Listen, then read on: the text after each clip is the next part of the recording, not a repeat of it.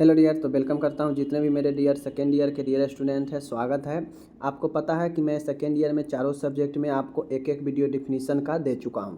अब आपको दूसरा वीडियो सभी का आएगा, ठीक है। मैं पहले ही बता चुका हूं, लगभग चार वीडियो आपको डिफिनीशन का मैं देने वाला हूं। चारों वीडियो काफ़ी खूबसूरत होगा और चारों वीडियो में आप कुछ नए नए चीज़ें ज़रूर सीखेंगे जो आपको हमेशा हमेशा के लिए, जब तक आपको जॉब नहीं लगता है, काम में आने वाला है, ठीक है। और साथ में अभी आप लोग एग्ज़ाम देंगे तो उसमें तो 5 से 10 नंबर डिफिनीशन पूछेगा ही, और साथ में आपको लॉन्ग शॉर्ट क्वेश्चन में मदद आएगा ही आएगा, ठीक है।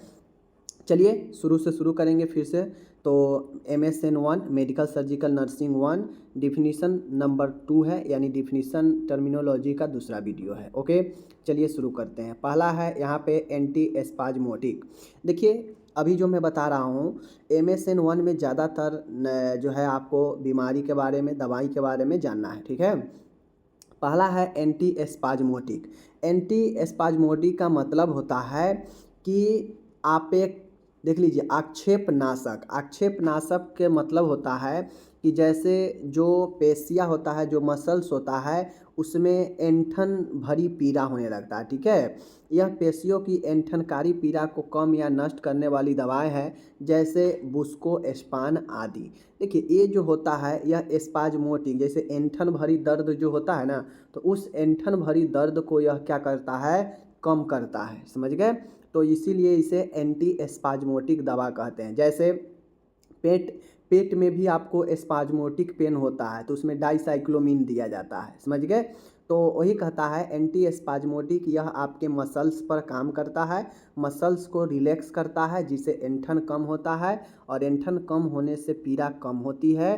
तो एग्जाम्पल के तौर पर एक दवा है बुस्कोपान, आपको नाम यहाँ पे देख रहे हैं, ठीक है। दूसरा है ब्रोंको डिलेटर। डिलेटर मतलब होता है फैलाने वाला, बातें को समझिएगा। डिलेटर मतलब क्या होता है, फैलाने वाला, ओके। डिलेटर मतलब क्या होता है, डिलेट मतलब होता है फैलाने वाला, डिलेट करने वाला। और ब्रोंको मतलब होता है ब्रोंकिया, यानी श्वास नली को विस्तार फैलाने वाली दवाई को ब्रोंको डिलेटर कहते हैं, ठीक है। यह श्वास नली के जो मसल्स होता है, जो पेशियाँ होता है और जो श्लेष्मा होता है, उसको सूजन को घटाकर यह शिथिलन पैदा करने वाली दवाएं होती है, जो आपके, जिससे होता यह है कि जो श्वास नली मोटा हो गया रहता है, एडिमा, उसमें सूजन हो गया रहता है, उसको फैलाता है, पतला करता है, जिससे जो है आपको ये सारे के सारे दवाई इसमें काम आता है, जैसे थियोफाइलिन, ठीक है। ये दवा जो है आपको काम, थियोफाइलिन हो गया, एमिनोफाइलिन हो गया। फाइलिन वाला जितना भी दवा है वो ब्रोंको डिलेटर होता है। ब्रोंको डिलेट का मतलब क्या होता है, डिलेट मतलब विस्तार, मतलब फैलाने वाला, ठीक है। और यह जो श्वास नली के जो पेशियाँ है उसको फैलाता है, श्लेष्मा को क्या करता है, घटाता है। एडिमा को घटाकर यह, या एडिमा मतलब क्या होता है, सूजन को घटाकर यह जो है दवा काम करता है श्वास नली के ऊपर, ठीक है। जिससे जैसे किसी को अगर दम फूल रहा होता है तो दम फूलने में जो श्लेष्मा म्यूकस होता है वो भरा रहता है उसमें, नली में, और नली जो है सूजन हो गया रहता है, तो जिसके कारण व्यक्ति अच्छे से श्वास नहीं ले पाता है, दम घुटता है। तो उस कंडीशन में यह थियोफाइलिन इसी श्वसन नली को काम करता है, उसे शिथिल करता है और फैलाता है, जिससे व्यक्ति को श्वास लेने में कठिनाई कम होती है और श्वास लेता है अच्छे से, ठीक है। तीसरा है कोगुलेंट्स। कोगुलेंट्स का मतलब है आतंचक। आतंचक कहने का मतलब है यह रक्त का थक्का बनाने में सहायता करने वाली दवा है। देखिए, एंटी कोगुलेंट होगा मतलब वह थक्का को बनाने से रोकेगा, ठीक है। एंटी मतलब ही होता है कि रोकना, विरोध करना, समझ गए। तो जिसके आगे एंटी लगा रहेगा, समझिएगा वह उसके विरोध में काम करेगा। तो अगर एंटी कोगुलेंट रहेगा तो वह थक्का को रोकेगा। थक्का को रोकने वाला दवाई कौन सा है, हिपेरिन होता है, वारफेरिन होता है, वह एंटीकोगुलेंट होता है।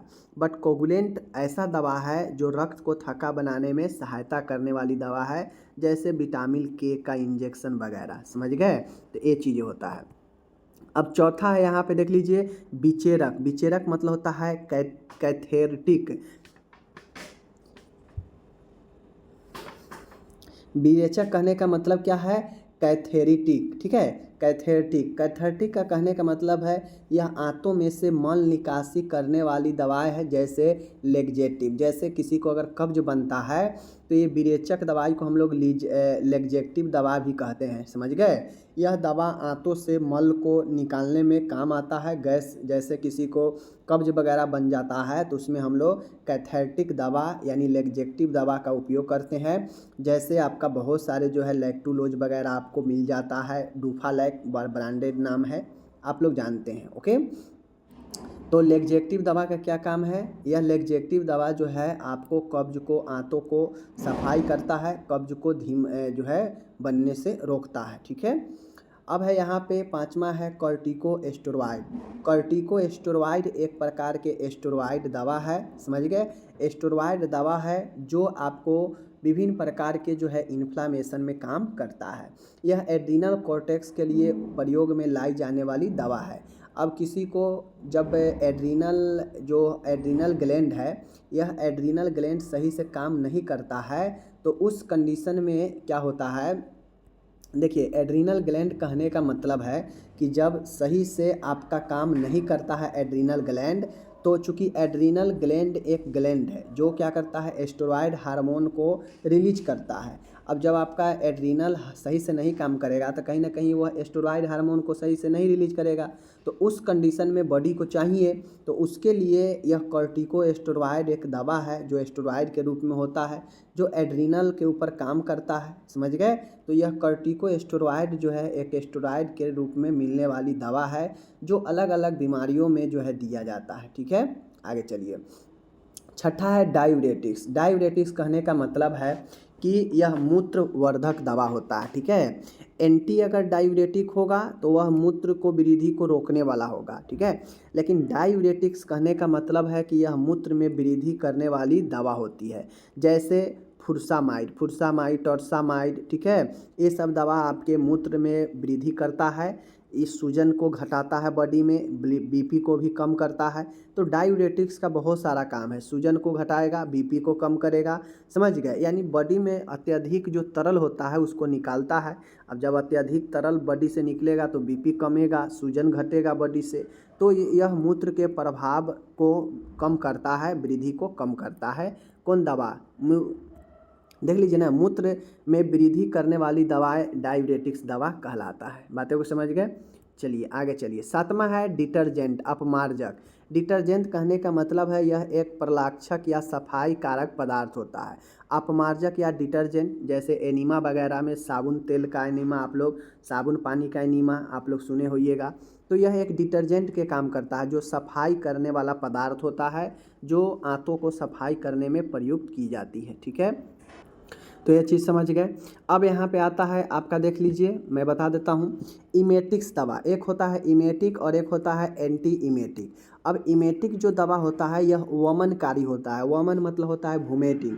अगर किसी व्यक्ति को वोमिटिंग कराना हो, किसी कारण से अगर आपको उसको वोमिटिंग कराना हो, तो अगर वोमिटिंग कराने के लिए जो आप दवाइयाँ देते हैं वह इमेटिक्स ग्रुप का ही होता है। ठीक है, यह वमन या उल्टी को उत्पन्न करने वाली दवाएं हैं, जैसे इमेटिन। इमेटिन एक दवा है जो आपके वोमिटिंग के जो इच्छा होता है उसे जागृत करता है। ठीक है, जैसे कोई घोंट चुका है कोई चीज़ या पॉइजन ले चुका है या कुछ भी अन्य चीज़ों से अगर आप उसे उल्टी करवाना चाहते हैं तो उसके लिए एक दवा इमेटिन होता है जो इमेटिक्स ग्रुप के होता है। यह उल्टी या वमन को उत्पन्न करने वाली दवाई होती है। बातें को समझ गए? चलिए, एक्सपेक्टोरेंट आप लोग जानते होइएगा कि एक्सपेक्टोरेंट कफ जो सिरप होता है, देखते होइएगा उस पर लिखा होता है एक्सपेक्टोरेंट। ठीक है, कफ सिरप पर लिखा रहता है एक्सपेक्टोरेंट। एक्सपेक्टोरेंट का मतलब होता है कफो उत्सारक। यह श्वास नली के स्रावों में वृद्धि तथा श्लेष्मा को बलगम के रूप में बाहर निकालने वाली दवाएं हैं, जैसे म्यूकिनेक्स यह एक दवा है। ठीक है, यह ब्रांड के नाम हो सकता है, लेकिन एक्सपेक्टोरेंट जो है यह आपके श्वास नली के जो स्राव होता है उसको पतला करता है। ठीक है, स्राव में वृद्धि करता है, और जो श्लेष्मा यानी जो बलगम होता है उसको पतला करके बाहर निकालने का काम करता है। ठीक है, तो यह एक्सपेक्टोरेंट का काम ही है कि आपके बलगम को, जो बलगम गाढ़ा बना हुआ रहता है जो आपके श्वास नली से नहीं निकल पाता है, उसको पतला करके और उसके सिक्रेशन में वृद्धि करके जो है बाहर निकालता है। ठीक है, इसीलिए इसे एक्सपेक्टोरेंट कहते हैं। ठीक है, 10वां है इमोलिएंट। इमोलिएंट कहने का मतलब है, माय डियर देख लीजिए, इमोलिएंट कहने का मतलब है कि यह पदार्थ त्वचा को मुलायम एवं मृदु बनाते हैं, ठीक है। जैसे किसी को खुजली, दाद खाद खुजली हो जाता हो, जल जाता हो, ठीक है, या फिर किसी के ऊपर कोई चीज़ का यूज करना हो त्वचा को सॉफ्ट करने के लिए। अगर किसी का त्वचा बहुत ज़्यादा रूखा है, ड्राइनेस है त्वचा में, तो उसको मुलायम और शुष्क से छुटकारा दिलाने के लिए, मुलायम बनाने के लिए, मृदु बनाने के लिए इमोलिएंट का उपयोग करते हैं। प्रशामक का, जो त्वचा को सॉफ्टनेस देता है और त्वचा में जो है बहुत ज़्यादा त्वचा को सुरक्षा रखता है। इमोलिएंट का काम ही है कि त्वचा को सॉफ्टनेस बना के, चिकना स्मूथ बना के रखना, ठीक है।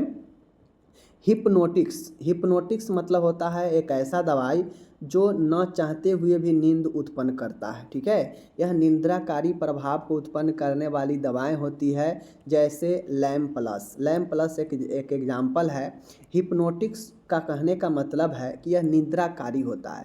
जो व्यक्ति को अगर नींद नहीं आता है तो उसको हिप्नोटिक्स ग्रुप की दवा दे दीजिए, तो उसे न चाहते हुए भी जो है उसे नींद आने लगेगा, जिसे एग्जाम्पल के तौर पर लैम प्लस, ठीक है। तो हिप्नोटिक्स वर्ड कहीं भी आएगा समझ जाइएगा कि निद्राकारी यानी नींद आने वाला सिचुएशन। 12 है हाइपोटेंसिव मतलब होता है रक्तचाप रोधक। हाइपो मतलब होता है कम और हाइपर मतलब होता है ज़्यादा। तो हाइपो मतलब यह रक्तचाप को कम करने वाली दवा होती है, जैसे प्रोप्रेनोलॉल, ठीक है, प्रोप्रानोलाल, ठीक है। प्रोप्रानोलाल जो होता है यह एक दवा है जो आपके बीपी को कम करने वाले दवा है। हाइपोटेंसिव का मतलब ही होता है रक्तचाप रोधक, यानी रक्तचाप जो बढ़ने को है उसमें रोध करता है, मतलब रोकता है, यानी रक्तचाप को कम करने वाली दवा जो है आपके, जैसे प्रोप्रानोलॉल जो है हाइपोटेंसिव के अंदर आता है, ठीक है। अब एक आता है यहाँ पे देख लीजिए माइड्रियाटिक्स कहने का मतलब है कि तारा विस्तारक कहने का मतलब है कि यह विस्तारक मतलब फैलाने वाला, यानी यह पुतली को फैलाने वाली दवा होती है। किसी का अगर पुतली सिकुड़ रहा हो तो उसको माइड्रियाटिक्स ड्रॉप आता है, दवाई आता है, यह देने से उसका पुतली जो है क्या होगा, फैलने लगता है, जिसे हम लोग माइड्रियाटिक्स कहते हैं, ठीक है। एक होता है मायोटिक्स होता है और एक होता है माइड्रियाटिक्स। तो माइड्रियाटिक्स होगा तो वह फैलाने वाला होगा पुतली को, ध्यान से देखिएगा।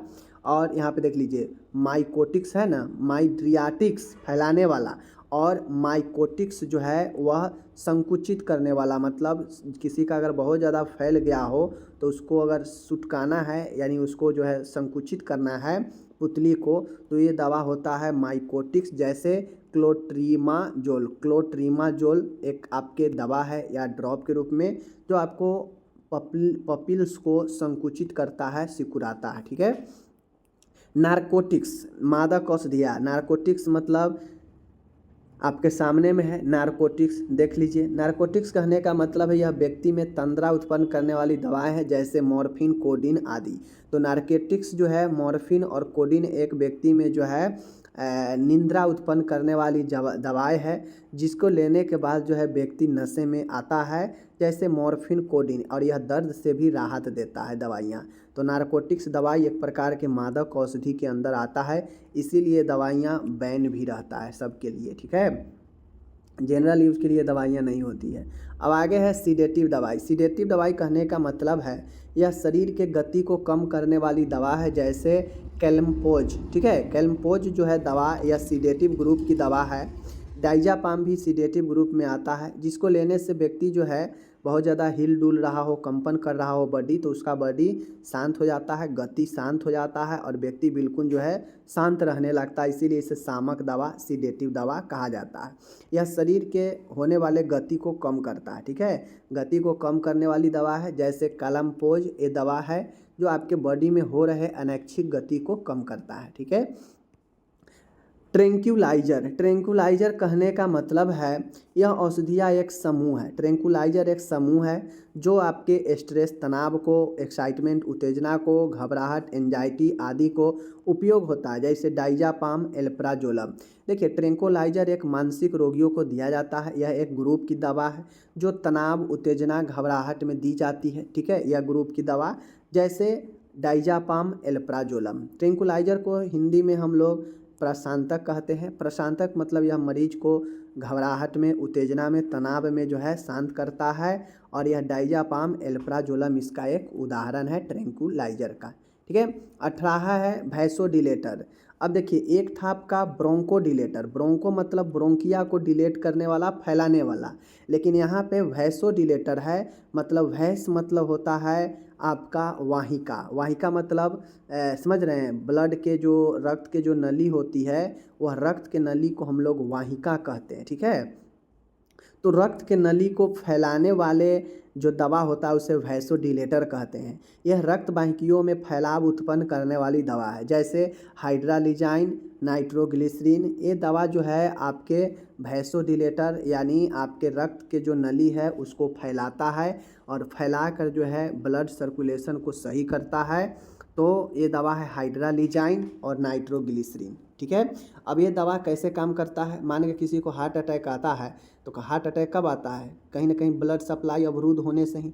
तो नाइट्रोग्लिसरीन क्या करता है कि रक्त वाहिनी जहाँ पे ब्लड सर्कुलेशन कम है वहाँ पे फैलाता है रक्त वाहिनी को, और रक्त वाहिनी को जब फैलाता है तो वहाँ पे ब्लड आसानी से आगे पीछे होने लगता है, जिससे हार्ट अटैक कमता है। तो वह एक वैसोडिलेटर दवाई हुआ कि वह वैसेल्स मतलब वाहिकाओं को फैला दिया, डिलेट कर दिया, और आसानी से जो है उसमें से रक्त पास होने लगता है। ठीक है। जैसे हाइड्रालिजाइन और नाइट्रोग्लिसरीन। ओके, चलिए 19वां है, देख लीजिए, वाहिका संकोचक यानी वायसो कॉन्ट्रैक्टर्स। वैसो कॉन्ट्रैक्टर्स का मतलब होता है यह रक्त वाहिकियों को संकुचित करने वाली दवा है, जैसे वैसोप्रेसिन, एपाइनेफ्रिन आदि। जैसे मैंने अभी ऊपर पढ़ाया वैसोडिलेटर। अब वैसोडिलेटर कहने का मतलब है कि वह डिलेट करेगा, मतलब फैलाएगा। ठीक है। डिलेट करेगा यानी फैलाने वाला दवा है। लेकिन कॉन्ट्रिक्टर मतलब कंट्रैक्शन करने वाला यानी सिकुड़ाने वाला दवा। तो वैसो कंट्रिक्टर्स मतलब वाहिकाओं को संकुचित करने वाला, सिकुड़ाने वाला दवा। ठीक है। और वैसोडिलेटर डिलेट मतलब डिलेट करना, मतलब डायलेट करना मतलब फैलाने वाला। समझ गए बातें को?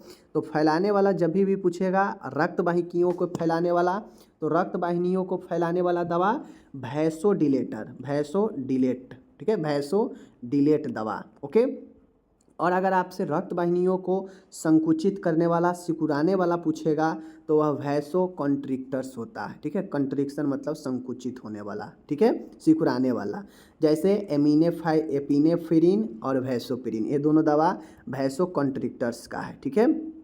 20वां है यहाँ पे ओरल इन्फेक्शन। ओरल इन्फेक्शन मतलब समझ रहे हैं कि मुंह का संक्रमण।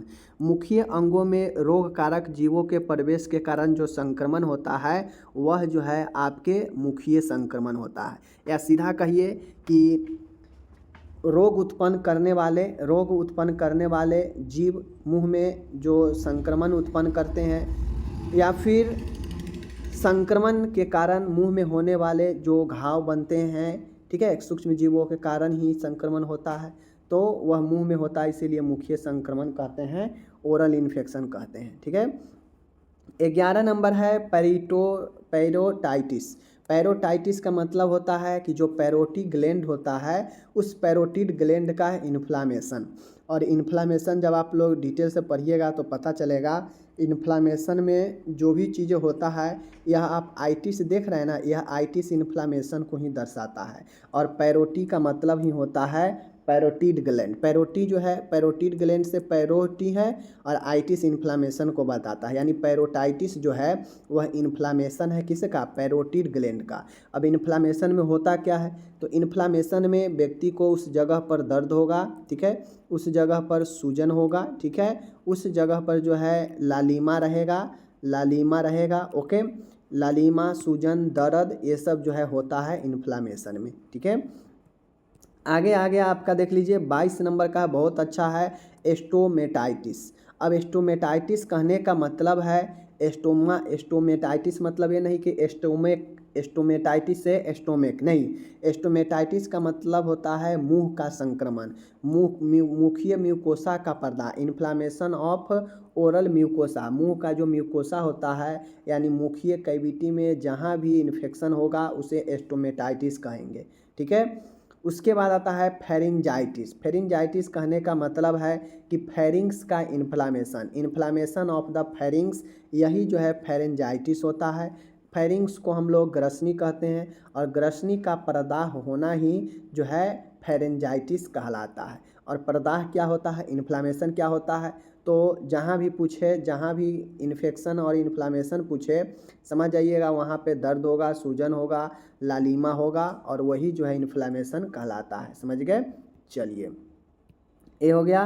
अब आगे है आपका यहाँ पे ग्लोसाइटिस, आज की वीडियो का आखिरी है। ग्लोसाइटिस कहने का अर्थ होता है, आपके सामने देख लीजिए, ग्लोसाइटिस कहने का अर्थ होता है कि जीभ का प्रदाह होना। जीभ का प्रदाह होने का मतलब है ग्लोसाइटिस। ग्लोसाइटिस को मेडिकल भाषा में हम लोग इन्फ्लामेशन ऑफ टंग कहते हैं, ठीक है। यानी जीभ के संक्रमण को, जीभ के प्रदाह को ग्लोसाइटिस कहते हैं। प्रदाह के जगह पर अगर संक्रमण दे देगा तो आप चौंकिएगा नहीं, क्योंकि संक्रमण भी कहीं दे देगा, ठीक है। ग्रसनी इन्फ्लामेशन के जगह पर इन्फेक्शन भी जो है आपको दे सकता है, ठीक है। तो इन्फेक्शन ऑफ द फेरिंग्स आपको ही हो जाएगा फेरेंजाइटिस, किसी किसी मामला में दे सकता है, अदरवाइज ये तो इन्फ्लामेशन ही रहेगा। और इन्फ्लामेशन का मतलब होता है जहाँ भी इन्फ्लामेशन होगा, अब वो इन्फ्लामेशन चोट से हो या संक्रमण से हो, ठीक है। इन्फ्लामेशन आपके चोट से भी हो सकता है, संक्रमण से भी हो सकता है। बातें को समझ गए। तो कोई मैटर नहीं करता है कि इन्फ्लामेशन किस चीज़ से होगा। तो इन्फ्लामेशन चोट के कारण भी हो सकता है और इन्फ्लामेशन इन्फेक्शन के कारण भी हो सकता है। इन्फ्लामेशन में होगा क्या, तो जहाँ भी अंग प्रभावित होगा वहाँ सूजन होगा, ठीक है, वहाँ पे दर्द करेगा, समझ गए, और वहाँ पे जो है लालिमा होगा। तो यही जो है बताता है आपके इन्फ्लामेशन को, ठीक है। समझ गए सब चीज़ को। तो उम्मीद है आप लोग समझ गए होंगे। आज मैंने 22, 23, 24 जो है छोटा छोटा वर्ड समझाया। ये वर्ड सब आपको काफ़ी मदद करेगा ऑब्जेक्टिव्स में, ठीक है। ऑब्जेक्टिव्स में, सब्जेक्टिव में, डिफिनीशन में, तो मैंने इसलिए बता रहा। बाकी आप लोग ज़रूर बताइए कैसा लगा। और हाँ, एक बात बता देते हैं, जिनको PDF चाहिए, जिनको नोट्स चाहिए, वो nursingyan.com वेबसाइट से हिंदी और इंग्लिश दोनों में जाकर जो है आप लोग पढ़ लीजिए, वहाँ पे नोट्स बना लीजिए अपने कॉपी में, कोई दिक्कत नहीं है। nursingyan.com पर मैं अभी बता देता हूँ, देख लीजिए। नर्सिंग, मैं तो ऐसे में तो मैं बता चुका हूँ कि कैसे डाउनलोड करना है। nursingyan.com पर जाइएगा। जाने के बाद जैसे जैसे मैंने बता दिया है कि कैसे कैसे डाउनलोड करना है, प्रॉपर मैं उसका एक वीडियो दे चुका हूँ, नहीं देखे तो जाकर देख लीजिएगा कि कैसे डाउनलोड करना है, ठीक है। nursingyan.com पर जाइएगा, वहाँ पे आपको यही नोट्स हिंदी प्लस इंग्लिश दोनों में मिल जाएगा। तो आप वहाँ से हिंदी और इंग्लिश दोनों में नोट्स बना सकते हैं, ठीक है। चलिए मिलते हैं अगले वीडियो में, अपना ख्याल रखिएगा, धन्यवाद।